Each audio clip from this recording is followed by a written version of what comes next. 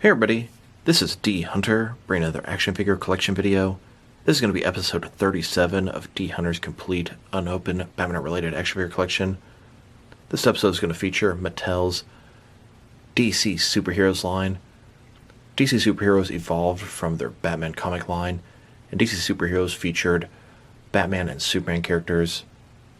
It eventually led into the DC Universe Classics, and then Mattel's DC Multiverse line. So it's a second step in a big era of Mattel comic-based DC figures. If you want to see how extensive my unopened Batman-related action figure collection is, check out episode 1, the overview. There will be a link in the description below. In this video, we're going to take a look at each of the figures that I have unopened, wave by wave, and then we'll also look at what I have open for this line. The DC Superheroes line was very nice. This was coming out pretty much when I was starting to get into figure collecting. I definitely don't have this line complete. Some of these figures are very expensive nowadays, and there were some very nice releases from Mattel. A lot of characters that they'd never made before, a lot of traditional looking comic characters, and I really like that. So, let's see how we got to this point. Before we dig into this video, let's take a quick look at my overall action figure collection. Here's when I had everything laid out in the house. So I think I've finally done it. I've unpacked all of the figures. As you can see here, we have the Diamond Select Toys Gotham collection. Here's a bunch of my Mezco unopened figures. Some more Mattel stuff. Here's the Legends of the Dark Knight line. This is the Batman Power Attack line. Sort of Batman Unlimited. All my Justice League Unlimited stuff. This is the entire DC Direct and DC Collectibles Arkham collection. Mattel's 1966 line. DC Superhero Girls. All the different NECA Batman figures. Some Target exclusive line. All the amazing Yamaguchi figures back there. Some Spin Master stuff. The Mattel Batman Missions line. Of course, in the very back, it's my entire comic collection with all the recent McFarlane releases in front. And above that, got a bunch of DC Direct and Mattel figures in the last several years. Moving on, pretty much the entire Mattel's The Batman line. Back here in the back, got my SH Figure Arts Batman figures. This side, we've got all the different Mattel Dark Knight Rises, Batman Begins figures. Massive amount of piles. Back here, we've got the DC Collectibles Batman the Animated Series figures, and a lot of them are on top as well. Can't wait to get to that video. That one and the Arkham collection and DC Universe Classics. Some videos I'm really excited to do. Here are the Mattel figures. I can see the Batman Legacy, Batman Unlimited. It goes all the way from the original Batman line. Here's the Batmobile. And it's going to go all the way to DC Superheroes, DC Universe Classics, and Multiverse. A ton of figures. Great era with Mattel. Fun stuff. But I do like what McFarlane's doing. But I do miss these days, that's for sure. Going back to Kenner and Hasbro, ton of Batman Beyond, Batman the Animated Series stuff. I mean, that just seemed endless to go through, my word. Look at these piles of unopened figures. Batman Animated Series continues all the way back here. Absolute ton of stuff just stacked up. On top of this table here, got all the Mafex figures and a bunch of one-offs. Some Hasbro. Some McFarlane, or Mattel rather, anniversary figures, amazing Yamaguchi, Kia Asima, all kind of different import type stuff. Then we've got JLA and Total Justice figures. And then on to all the rest of the DC Direct stuff. Bunch of DC Direct Batman related figures. Some more chill in the back here. And I filled up all these shelves temporarily, just storing all these DC Direct and DC Collectibles figures. And it's almost done. Here's the Mattel Batman Brave and the Bold line. I did not realize how extensive that got. And a ton more Brave and the Bold down here. Moving on again. Some old Toy Biz, Super Friends, and DC superhero figures, leading into the Dark Knight collection. Then we'll go to the Batman Returns figures. And then, of course, Batman Forever, Batman and Robin. There's a bunch of different Batcaves. And some more animated stuff in the back there. So here's the first assortment of figures in the DC Superheroes line. Now, the DC Superheroes line pretty much consisted of one wave being Batman-related characters, and the next wave being Superman-related characters. Me being predominantly a Batman-related collector, I focus on the Batman waves and skip the Superman waves. Now, there is some reuse from Mattel's Batman line, and it's pretty nice reuse. It seemed like the articulation figures were improving near the end of that line and transitioned into the DC Superheroes. In this wave, we have a comic-style Batman, Scarecrow, Killer Croc, and then there's Bane. There's also a Chase variant of Bane that came with his teddy bear Osito. So to check them out. Each one of these figures came with a comic book inside. It was a reprint of an existing comic, but didn't have the number on the front. Exclusive comic included. This is from Detective Comics. As you can see, DC Superheroes, multi-posable figure. This one is Batman from Mattel. Got the Batman logo there. This Batman comes with a Batarang, a grapnel gun, and it looks like some little bat handcuffs. Very nice blue and gray Batman. He looks to be pretty much the same body as Bat Signal Batman from Mattel's Batman line. That was considered one of the best Batman figures back in the day. These Batman figures were very nice at the time, but have become a little dated at this point. The backside, you can see the four figures from the wave: Batman, Scarecrow, Bane, and Croc. Each one coming with a comic, each one looking like they're pretty much traditional, modern looks, and I really appreciated that. Next we have Scarecrow. He comes with a large scythe. You see the comic in the background. I believe that one is from Nightfall.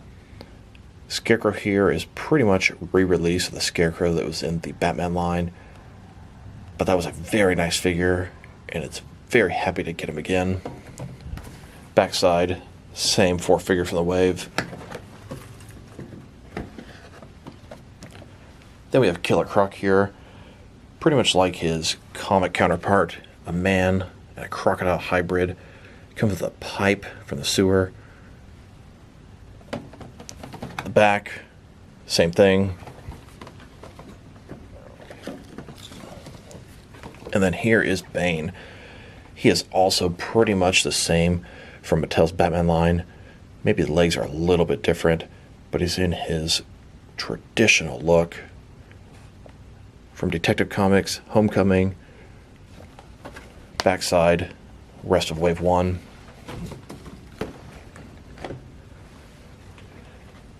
And then here is the Chase variant of Bane. This one came with his teddy bear Osito.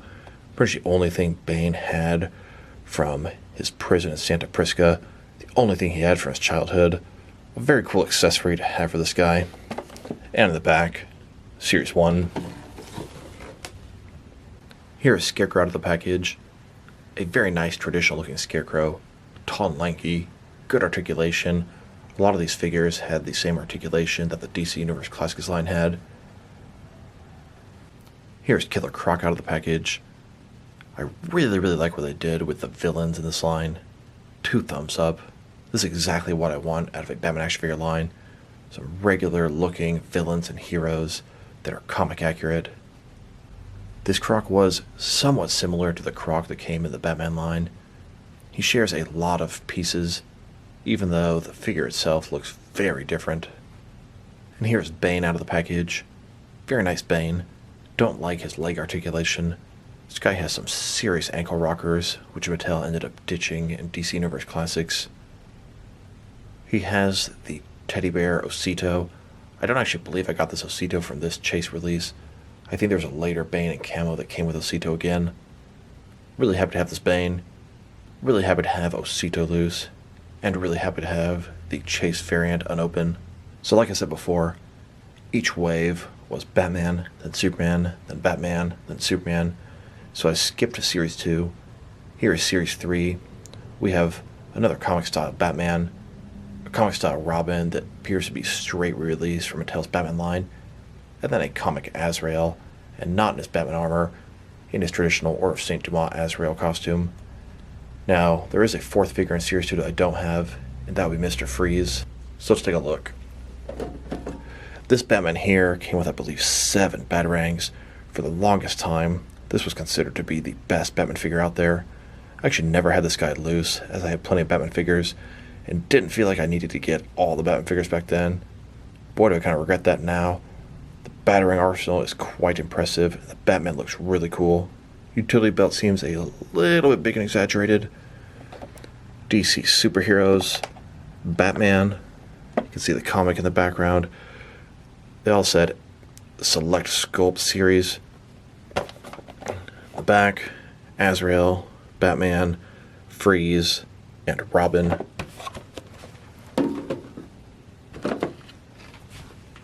Here is Robin. This is the Tim Drake, the third Robin. Pretty much in his 90s look. Love that costume. You don't get too many Tim Drake Robin figures in this outfit. DC superheroes. He has sort of a little hoverboard with missile launcher. Same accessory the previous one came with. And the backside, the rest of the series. And here is Azrael. I always really liked when Azrael was beaten in Nightfall, Night's End, and he became an ally of Batman, an agent of the Bat, put on his Order of St. Dumas costume, and this figure is exceptional. One of my favorite Azrael figures they've made. The back, rest of Series 3. Here's this Robin out of the package. Tim Drake is my favorite Robin, and when he wore this suit, it was from the 90s. That was my era of comics. Now you may notice this Robin's costume is a little more bright red than the one in the package. Pretty sure this Robin is actually from Mattel's Batman line. And here's this Azrael. Very nice version of Azrael. One of my favorite Azrael figures. The newer McFarlane one in a similar costume is very nice as well. God, I remember finding this guy at Target way back in the day, and I think he was $12. And that was a price increase from where they had been. I just was not willing to spend that money. Looking at hindsight, kind of funny as the figures are pretty much all $20 or more nowadays. I didn't get it at Target that day. I had to track down the Unopen one online later. Paid more than $12, that's for sure. Now there were some 2-packs. I believe they only made the 2-packs in the orange DC Superheroes packaging. This one has Batman and Batgirl. Very nice Batman, alongside a very nice Batgirl. The other 2-packs they made was Superman vs. Bizarro, and then Superman and Clark Kent. I passed on getting those unopened, as I only collect the Batman stuff unopened. This is a very nice pack. You see S3 Select Sculpt at the top, DC Superheroes, Batman, and Batgirl. Now what I find kind of interesting in this package, Batgirl's crippled, it was Oracle this time. This Batman's in a pretty modern suit. They actually never worked together in costumes quite like this. But it's a very nice Batgirl and a very nice Batman in this package. On the backside, you can see an advertisement for Series 1. Batman, Scarecrow, Bane, and Killer Croc. Here's this Batgirl out of the package. Like I said, it's a very nice Batgirl figure. They definitely reused this sculpt a few different times for different variations of Batgirl.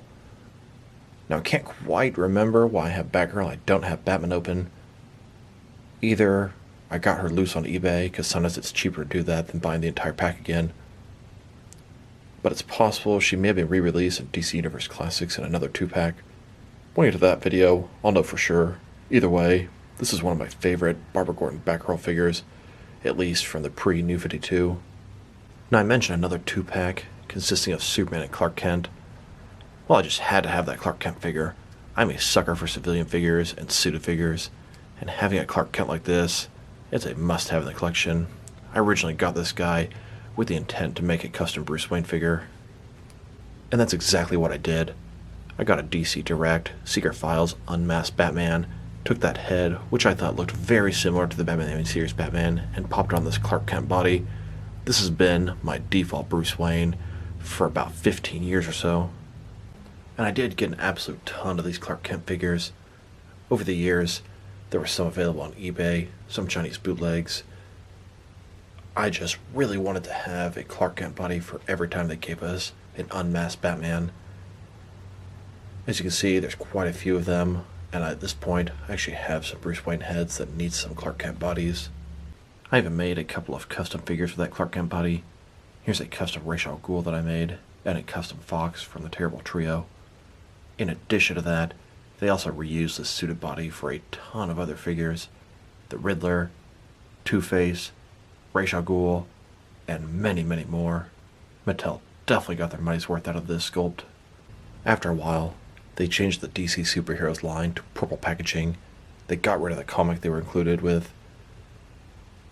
Now, Series 4, 5, and 6 were all Superman themed. Not really sure why they skipped over Batman that time. And then Series 7 was a Batman wave in the purple packaging. That wave consisted of Batgirl, Camo Bane, Night Shadow Batman, and Two-Face. I don't have a single figure unopened for that wave. A lot of those figures are quite expensive, especially the Cassandra Cain Batgirl, Night Shadow Batman, and Two-Face. All very nice figures. I would love to get some of them unopened. Here's an example of the Cassandra Cain Batgirl and the Camo Bane. I had to track down the Cassandra Cain Batgirl. This is by far the best version of her out there.